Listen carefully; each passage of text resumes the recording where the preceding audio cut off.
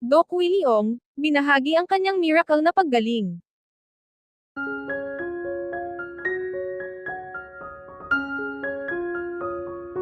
Tila kahapon nga lang February 27, 2025 nga lang muling nagbigay ng kanyang update ang YouTube vlogger at cardiologist na si Doc Willie Ong ukol sa kanyang kalusugan, ito'y matapos nga ang karumal-dumal na pinagdaanan nito sa kanyang iniindang sakit na sarcoma cancer.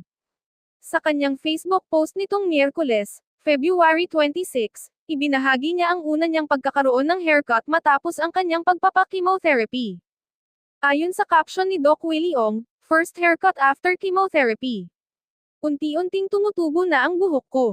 Kasunod naman nito ay lubos naman ang kanyang pasasalamat sa kanyang mahal sa buhay, maging sa kanyang mga taga-suporta dahil sa pagbibigay ng lakas at pagdarasal sa kanyang agarang paggaling. Maraming salamat sa nagdarasal. God bless you. Subalit matatandaan noong nakaraang taon lamang September 14, 2024, nga lang kinumpirma ng Dr. Vlogger sa kanyang YouTube channel na may pinamagatang, My Battle Against Cancer. Ang kanyang sakit na sarcoma cancer.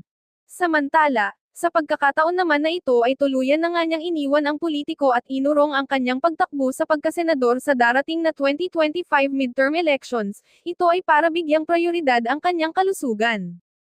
Ayon kay Doc Liza, kaya po nagwi-withdraw si Doc Willie, kasi may ilan pa po kaming mga sessions so gusto niya kasi hindi ma-shortchange ang sambayanan, so sabi niya sige magwi-withdraw muna ako kasi may few treatments pa. Labis-labis din ang kanyang pasasalamat sa mga netizens na sumuporta sa cancer journey ng asawa at sa huli nga daw ay tatanawin nila itong isang utang na loob dahil nga sa unti-unting pag-ayos ng kalusugan ni Doc Willie.